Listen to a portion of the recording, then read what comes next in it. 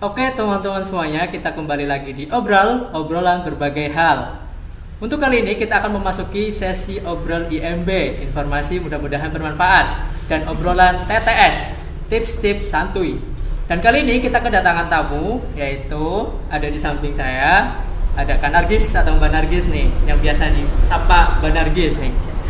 Ya, gimana nih Mbak kabarnya Mbak?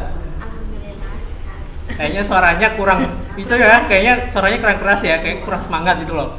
Jadi, ayo Mbak semangat Mbak. Ya, Jadi gimana kabarnya nih Mbak? Alhamdulillah sehat. Alhamdulillah sehat. Nah, di tengah-tengah situasi kayak gini, apa sih kesibukannya Mbak? Ya, kesibukannya seperti biasa, masih karena saya kerjanya di rumah sakit ya. Ya. Jadi kan nggak bisa WFH. Oh, nggak bisa WFH. Pasti berangkat dinas ya. Seperti biasa, cuman malah lebih sibuk daripada biasanya kan, karena walaupun rumah sakit bukan rumah sakit rujukan, nggak menerima pasien COVID, tapi kita tetap melayani seperti biasa. Jadi diterima dulu tetap pasien yang kalau ada COVID tetap ditangani seperti biasa dulu. Kalau memang kondisinya parah baru dirujuk ke rumah sakit rujukan. Jadi kalau misalkan ada orang yang bergejala nih, misalkan datang ke rumah sakit. Iya kan tetap harus rumah sakit Adela. Rumah sakit Adela Slawi yang di depannya di depannya pom bensin. Ya, pom bensin. Jadi kalau misalkan ada orang yang bergejala, ditangani dulu. Semisal nanti ada indikasi itu emang positif, baru dirujuk ke rumah sakit rujukan. Iya. Sesuai rujukan pemerintahan. Iya. Nah, kalau misalkan ada yang pasien kayak gitu, menangani langsung nggak sih Mbak? Kalau saya sih enggak ya, karena saya kan ahli gizi. Jadi memang ada perawat khusus isolasi, perawat isolasi yang menangani sama dokter spesialisnya. Ya. Tapi tetap ada andil dari gizi, kayak misalkan kayak menyiapkan asupan-asupan buat orang yang pasien gitu. Iya tetap. Bahkan kalau penyakit COVID itu makanannya ekstra ya. Oke, jadi tambahan. kalau misalkan teman-teman di sini penasaran apa sih yang dimaksud dengan makanan ekstra buat pasien-pasien yang positif COVID, nanti kita simak obrolan selanjutnya. Jadi teman-teman di sini udah ada Mbak Nargis. Jadi selamat datang di obrol ya Mbak, obrolan berbagai hal. Mudah-mudahan betah di sini dan berkenan untuk menyampaikan banyak informasi yang tentunya bakal bermanfaat buat teman-teman sekalian. Jadi buat malam ini kita akan membicarakan tentang hidup sehat dan gizi seimbang Mbak. Tentunya ini juga sangat penting apalagi di suasana pandemi wabah virus COVID-19 ini. Dengan gizi yang seimbang ini pasti akan menjadikan tubuh lebih sehat dan pastinya imunnya bakal lebih kuat. Oke Mbak, langsung aja kita bahas terkait hidup sehat dan gizi seimbang. Tentunya kita harus tahu nih apa itu gizi seimbang. Nah, oleh karena itu mohon penjelasannya nih Mbak bagi kita semua yang di sini, bagi yang nonton, bagi yang di sini, apa sih itu gizi yang seimbang gitu? Kita ngobrolnya agak santai ya. Siap. Emang kita santai kok. Jadi kalau dulu mungkin gizi seimbang itu diartikan 4 sehat 5 sempurna. Iya. 4 sehat 5 sempurna itu dulu ada nasi, terus lauk, sayur, mayur, terus susu. Tapi sekarang itu bukan lagi 4 sehat 5 sempurna. Slogannya bukan 4 sehat 5 sempurna lagi ya. Slogannya bukan itu. Tapi kita kenal biasanya ada tumpeng pedoman gizi seimbang, tumpeng gizi seimbang. Itu yang ada di posternya di obral ini kan ya. Pernah dengar nggak sih tumpeng gizi seimbang? Nggak ya? Enggak deh kayaknya. Jadi gambarnya kayak gini. Bisa kelihatan. Ini bisa dilihat nanti di poster kita ya. Ada tumpeng gizi seimbang itu. Nggak ada lagi susu di pedoman gizi seimbang. Nggak ada susu. Cuman kita lebih ke menekankan tuh yang pertama di aktivitas fisik. Aktivitas fisik itu bisa bersepeda, bisa nyapu, bisa banyak hal lah aktivitas fisik. Kemudian makanan pokok seperti biasa, sumber karbohidrat bisa nasi, bisa jagung, kentang, kemudian sayur mayur. Di situ ada keterangannya berapa porsi sehari kita harus makan. Kalau karbohidrat itu sekitar 3-4 porsi karena itu sebagai makanan utama. Sama halnya seperti sayur. Kalau protein itu ada di daging, di ikan, udah di telur, itu 2-3 porsi sehari. Jadi setiap kali makan usahakan ada sumber karbohidrat, ada protein, ada sayur. Kemudian yang terutama ada air putih. Bukan lagi susu, air putih itu sekitar 8 gelas ya per hari. 8 gelas per hari. Dan yang paling diingat adalah batasi penggunaan garam, gula, dan minyak. Ini yang orang awam nggak tahu, berapa sih penggunaan garam setiap hari, ya kan? Nah, kebanyakan itu berlebih. Garam sehari orang normal, ini orang normal ya, berbeda dengan orang yang sudah mengalami sakit, itu beda. Kalau orang normal itu sehari konsumsi garam itu 1 sendok teh. 1 sendok teh itu sendok yang kecil. Itu sehari. Itu maksimal. Itu orang normal. Orang normal sehari itu konsumsi garam 1 sendok teh. Sedangkan untuk minyak itu 5 sendok makan. Jadi goreng-gorengan semua itu minyaknya maksimal 5 sendok makan aja, jangan lebih. Sedangkan kita kalau makan gorengan ya nongkrong-nongkrong 5, 10 itu pasti lebih dari 5 sendok. Jadi boleh makan gorengan, nggak dilarang, tapi dikurangin porsinya dari biasa, jangan kebanyakan. Sama gula. Kenapa banyak penderita diabetes? Karena konsumsi gula murni di Indonesia itu masih banyak. Gula murni itu maksudnya gula pasir. Gula pasir itu masih banyak. Sedangkan kita makan makanan nasi putih, roti itu mengandung gula cukup tinggi. Pisang, termasuk buah-buahan itu ada kandungan gulanya. Jadi tanpa kita gula alami. Jadi tanpa kita konsumsi gula pasir, sebenarnya kita udah mengasup asupan yang ada gula kayak gitu. Jadi untuk kalau mau konsumsi gula pasir untuk orang normal itu 4 sendok makan sehari. 4 ya. 4 sendok makan. Kalau bisa sih dikurangi. Apalagi yang sudah terkena diabetes itu tidak dianjurkan untuk konsumsi gula pasir. Tapi pakai gula jagung gitu. Kayak kayak produk-produk nggak usah gitu kan ya. Nah, gitu. jadi Mbak, tadi kan kita bicara kayak misalkan kita harus takaran garam, takaran gula, takaran minyak itu kan harus pas kan. Nah itu kan tadi yang Mbak bilang itu kayak kalau misalkan garam itu 1 sendok teh. 1 sendok teh. Terus kalau misalkan gula itu kalau misalkan orang normal itu 4 sendok makan. Kalau misalkan minyak itu kalau misalkan orang normal itu 5 sendok makan. Nah, dalam kehidupan sehari-hari realitanya kita kan kayak yang masak bukan kita, dan kita nggak mungkin secara sadar kayak oh ini berarti kita mau masak nih, itu berarti garamnya segini aja. Itu kan nggak secara langsung kita kayak nakarin, bener-bener nakarin kan. Itu caranya kita gimana biar ya nggak pas nakarin gitu loh, tapi kita sadar kalau misalkan itu pas untuk kita gitu. Ya memang sih nggak tahu ya, karena itu kan kandungan konsumsi secara keseluruhan, sedangkan pada kenyataannya kita masak misalkan penggunaan garam 2 sendok makan, tapi kan untuk porsi 1 panci. Ya kan, jadi kan kalau kita makannya 1 mangkok nggak mungkin mengasup garam 1 sendok teh juga nggak mungkin kan. Jadi bisa disiasati dengan makanan-makanan tinggi garam itu ada di produk-produk kemasan, kayak makanan-makanan awetan yang garam itu istilahnya tingginya di natrium. Di situ ada label gizi, silakan dilihat kandungan natriumnya.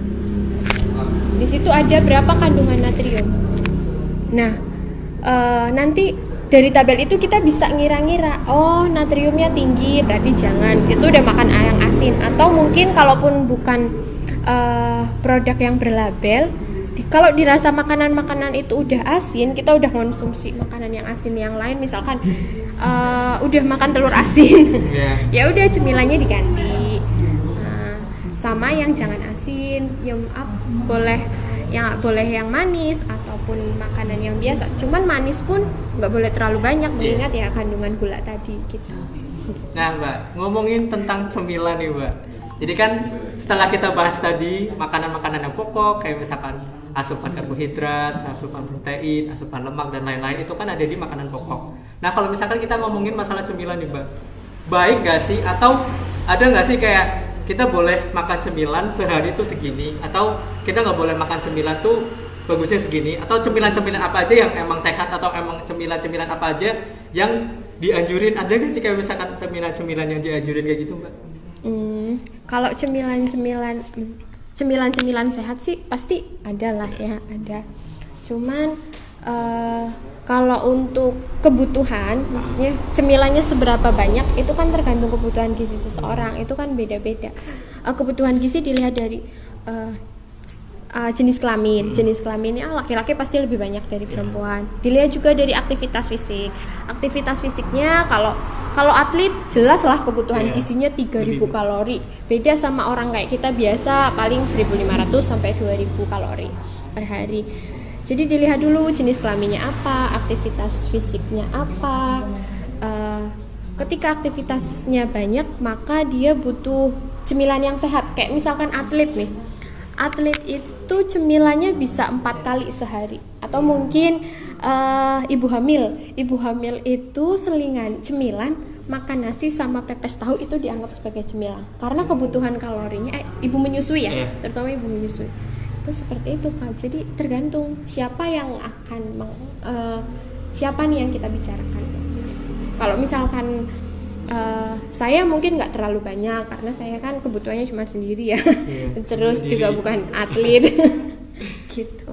Kalau Mas Bamas mungkin juga paling 2.000 kalori. Cemilannya cukup 2-3 kali per hari. Cemilan sehat bisa bikin sendiri, bisa bikin puding, bisa jus. Pokoknya hindari makanan kemasan lah, karena itu tinggi sekali natrium. Itu micin. Nah, teman-teman kalau misalkan ada yang mau tanya tentang gizi ke Mbak Nargis bisa langsung komen. Nah, ngomongin tentang kalori nih Mbak yang dibutuhin, tadi kan beda-beda nih antara yang kayak misalkan atlet, terus kita yang sebagai orang biasa itu kan kalorinya beda-beda kan yang kita butuhin. Nah, maksudnya kalori itu gimana sih Mbak? Kayak misalkan di protein harusnya apa gitu kan pasti ada kalorinya kan. Nah, caranya kita tahu apakah kalori yang udah kita makan hari ini itu cukup atau kurang itu gimana Mbak? Kalori itu gampangnya gini, kalori itu energi. Jadi sehari kita butuh 2.000 kalori, berarti kita butuh 2.000 energi setiap hari. Nah, kebutuhan energi seseorang kan jelas berbeda. Ya tadi banyak faktor ya, udah saya jelaskan. Kemudian berapa kali gimana taunya kayak gitu. Memang kalau dihitung sih agak ribet. Kita hanya bisa mengestimasi karena nggak ada rumus pasti sebenarnya. Kita hanya bisa ahli gizi hanya bisa estimasi sehari mengasup berapa kalori kayak gitu. Kayak misalkan kita makan 1 centong nasi itu kalorinya berapa. Sebenarnya itu ada bukunya. Kalau makanan kemasan kan jelas ada 1 kemasan per takaran saji ada berapa kalori.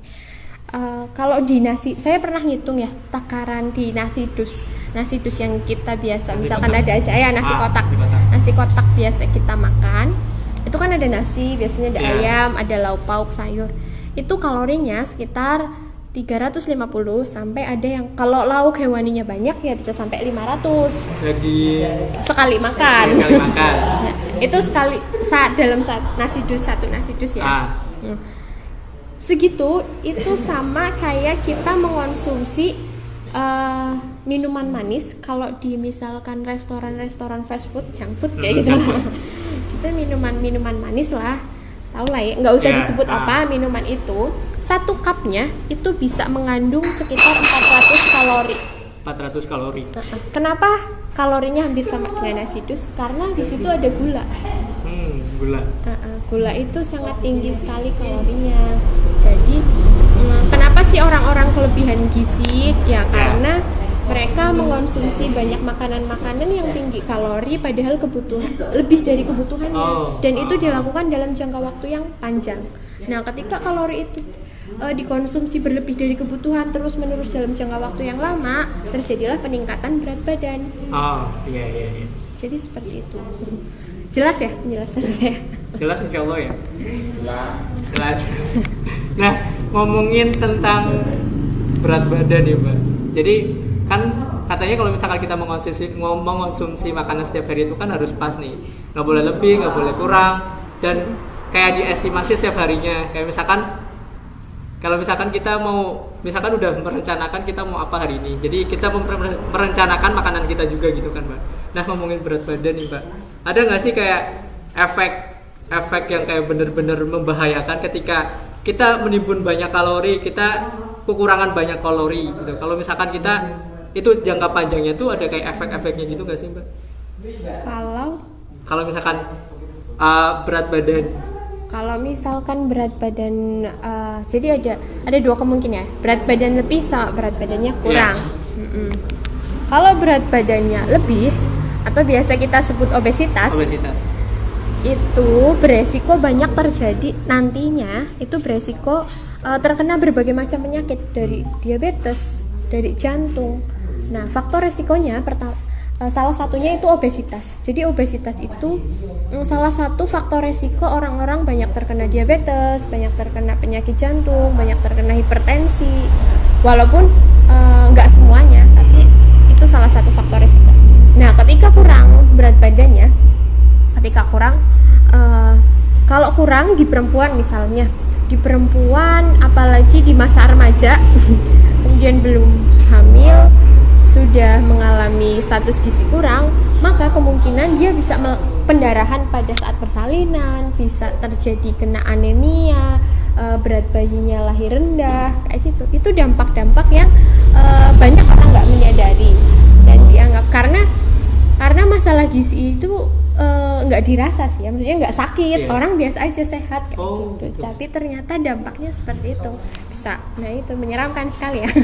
Pendarahan gitu. Jadi gitu. Yang kita rasakan sekarang tuh kayak kalau misalkan kita terkena kayak misalkan kayak gitu, itu kekurangan gizi atau sebagainya itu biasanya dirasakannya nanti gitu ya Mbak? Iya. Dirasakannya nanti. Wah gila. Kalau misalkan ngomongin gizi tuh banyak banget yang harus gitulah pokoknya. Iya, karena kalau ahli gizi itu tugasnya hanya bisa mengedukasi, maksudnya kalau dokter kan mengobati, orangnya sudah sakit kita obati. Nah, kalau ahli gizi kita tugasnya hanya memberikan edukasi, ini loh yang terjadi ketika tidak segera ditangani kan, atau ketika orang yang berat badannya kurang, nanti jangka panjangnya seperti apa, kita hanya bisa menggambarkan dan mengedukasi supaya berubah pola hidupnya. Tapi untuk mengobati tidak bisa. Tidak bisa. Karena itu ranahnya dokter. Oh, oke. Jadi kayak tindakan preventif gitu ya, Mbak? Iya, kita hanya di tindakan preventif. Oke, satu pertanyaan lagi sebelum, kalau misalkan ada pertanyaan dari penonton. Jadi melihat situasi sekarang nih, Mbak. Situasi sekarang kayak misalkan banyak nih wabah COVID-19 yang semakin hari semakin banyak yang kena, semakin banyak yang positif. Terus yang meninggal juga ya walaupun udah mulai turun kurvanya yang meninggal. Nah, apakah gizi itu ada pengaruh atau apakah dengan kita menjaga pola gizi itu kita bisa mencegah atau kita bisa memproteksi diri dari COVID itu? Ya jelas, karena COVID-19 itu kan menyerang sistem imun, menyerangnya sistem imunitas. Dan COVID itu diperbaikinya dengan memperbaiki sistem imun. Gimana memperbaiki sistem imun? Ya dengan memperbaiki asupan. Makanya tadi saya bilang di rumah sakit itu pasien-pasien COVID itu makanannya ekstra. Dikasih setiap kali makan itu harus ada buah, harus ada protein. Proteinnya bahkan sampai 2 kali dari pasien-pasien biasa. Jadi dietnya ekstra protein dikasih 2 lauk hewani, dikasih 1 susu setiap kali makan. Setiap kali makan, bukan setiap hari, tapi sekali makan. Setiap kali makan. Jadi ada buahnya, ada lauk, bahkan airnya juga kita perhitungkan. Ini asupan kita ngasihnya air, kalau ke pasien biasa kan cuman aqua gelas ya. Kalau itu bahkan kita kasih yang literan. Segini loh kayak gitu. Jadi biar memperbaiki sistem imun dengan itu. Itu kepada yang sakit. Ya kan, seperti itu. Apalagi ke kita yang masih sehat, pencegahannya jelas di asupan. Jadi sangat penting banget ketika kita ngomongin tentang gizinya kita, apa yang kita butuhkan, apa yang akan masuk ke kita, itu wajib diperhitungkan. Iya, nggak harus diperhitungkan sih sebenarnya. Kalau di gizi yang penting kita penuhi ada 4 pilar gizi seimbang. 4 pilar gizi seimbang itu yang pertama, konsumsi makanan yang beraneka ragam. Karena di dunia itu nggak ada satu jenis makanan yang gizinya lengkap. Kita makan sumber protein, tapi di situ nggak ada karbohidrat. Jadi kita harus penuhi karbohidrat dong dari nasi. Atau mungkin nggak suka nasi, ya udah ganti kentang. Terus vitamin mineral dari mana? Dari sayur dan buah kayak gitu. Jadi harus beraneka ragam. Nggak suka apa ya diganti apa, dan jangan itu terus gitu. Nanti bisa kekurangan zat gizi. Kemudian pola hidup bersih dan sehat. Nah, hikmahnya ada COVID, kita jadi sadar PHBS. Jadi rajin pakai masker, jadi rajin cuci tangan. Yang tadinya kita mungkin nggak abai ya sama yang cuci tangan, nggak aware, boro-boro cuci tangan, ada makanan langsung makan kayak gitu. Jadi sekarang ada COVID, apa-apa cuci tangan. Itu hikmahnya. Kemudian yang ketiga itu pentingnya aktivitas fisik. Jadi yang ketiga sama yang keempat ini berkaitan, menjaga berat badan ideal. Jadi pantau berat badan kita secara rutin, itu paling enggak 1 bulan lah. Biasanya berapa, naiknya berapa, apakah kenaikan itu masih wajar atau mungkin penurunan itu masih wajar kayak gitu. Apakah status gizinya sudah berubah dari normal ke obes atau mungkin malah turun kayak gitu. Itu dipantau setiap bulan. Karena mantau berat badan juga jangan setiap hari, nggak bisa. Nggak bisa lihat signifikannya. Nggak valid juga. Jadi mantau berat badan itu cukup sebulan sekali atau 2 kali cukup. Itu 4 pilar gizi seimbang.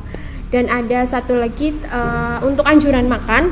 Anjuran makan dari gizi itu ada buat mempermudah. Kalau dulu 4 sehat 5 sempurna, sekarang tuh isi piring makanku. Itu gambarnya kayak gini. Ini buat dewasa ya.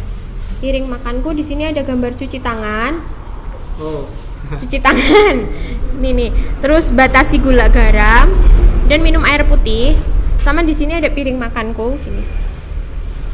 Jadi ada dibagi 4. Tapi bukan dibagi sama rata. Ada porsinya. Ada porsinya. Yang paling besar ada makanan pokok sama sayuran. Jadi kan biasanya kita makan nasinya segini, sayurnya dikit. Padahal anjurannya makanan pokok sama sayur itu harusnya sama besarnya. Kalau nasinya 2 centong ya sayurnya 2 centong. Nah, harusnya kayak gitu. Terus ada lauk pauk sama buah-buahan. Itu isi piring makanku. Jadi tiap kali makan sebaiknya ada. Cuman porsi memang setiap individu berbeda. Nanti bisa disesuaikan dan mengubah gaya pola makan itu memang gak gampang. Susah. Oke teman-teman, kita udah bahas banyak banget materi tentang gizi yang udah disampaikan sama Mbak Nargis. Banyak banget yang kita dapetin ya tentunya. Nah, buat selanjutnya, setelah kita ngomongin bahas tentang materi dan sebagainya, kita masuk ke tips-tips hidup sehat dengan gizi seimbang. Nah itu apa aja sih Mbak tips-tipsnya buat jangka panjang ataupun kita lagi ngadepin COVID ini? Gimana tips-tipsnya sih Mbak? Tipsnya ya intinya pegang yang tadi 4 pilar gizi seimbang. 4 pilar itu yang pertama makan beraneka ragam. Ya, ada sumber karbohidrat, sumber protein. Kalau misalkan ada orang yang alergi telur di sumber protein ya diganti dengan sumber yang lain. Pokoknya harus ada sumber tadi, karbohidrat, protein, lemak dan vitamin mineral. Kemudian yang kedua, lakukan aktivitas fisik, olahraga lah paling enggak 1-2 minggu. Ya kalau saya sih kalau libur kalau libur kerja baru olahraga. Kadang juga paling di rumah. Kan sekarang udah canggih ya, bisa di Play Store banyak itu. Bisa aplikasi memantau aktivitas fisiknya kita. Itu kan ada paling 5 menit olahraga, ada kok yang hit cardio lah atau apa. Cuman itu disesuaikan dengan kebutuhan kayak gitu. Dan jangan olahraga pakai masker. Itu nggak dianjurkan ya. Nah, tadi saya baca berita tadi ada yang goes terus pakai masker dan meninggal. Kenapa? Karena kalau olahraga kita harusnya butuh oksigen yang lebih banyak, tapi ditutup dengan masker. Akhirnya terjadi kekurangan oksigen atau hipoksia. Jadi orangnya karena oksigennya nggak ada yang masuk, susah. Akhirnya kan susah untuk bernapas. Ya, akhirnya meninggal. Jadi aktivitas fisik juga harus dibarengi tentang banyak informasi tentang banyak. Jadi jangan salah untuk mencegah COVID akhirnya pakai masker, tapi ternyata malah menjadi petaka untuk diri sendiri. Jadi tetap harus cari informasi yang benar, gitu. Kemudian tadi udah konsumsi aneka ragam makanan, pola hidup sehat juga jangan lupa ya, cuci tangan, sebelum makan, kemudian jaga kebersihan lah, terutama protokol COVID ya, setiap kali kita dari mana pergi dari mana juga harus ganti baju, apalagi yang mungkin di rumah ada anak-anak, itu hati-hati, anak-anak kan lebih rentan. Kita kan nggak tahu kita apa aja, apakah itu membawa penyakit atau enggak gitu. Dan yang keempat, jangan lupa pantau selalu berat badan sebulan sekali. Pantau terus berat badan. Apakah naik, apakah enggak. Nah, wajarnya kalau naik, gimana sih Mbak? Wajarnya gimana ketika kita melihatnya? Oh ini aku udah mulai obes nih. Oh aku kayaknya kurang deh. Itu gimana cara mantauin itu? Sebenarnya paling gampang itu ngitung status gizi pakai IMT, indeks massa tubuh. Itu ada aplikasinya, bisa download di Play Store. Monggo dicari aja IMT atau cara menghitung status gizi, itu banyak. Caranya gampang banget, cuman hitung berat badan dibagi sama tinggi badan dikuadratkan, tapi tinggi badannya dalam meter. Nah, nanti hasilnya berapa? Kalau misalkan hasilnya itu kurang dari 18,5, itu termasuk status gizinya kurus atau kurang. Oke nih, udah banyak banget materi yang udah disampaikan sama Nargis, terus tips-tipsnya juga udah dibagiin banyak banget, yang mulai dari apalah dan sebagainya. Oke, bagi teman-teman yang mau tanya, bisa tanya di kolom komentarnya kita. Nah, sekarang udah ada yang nanya nih Mbak.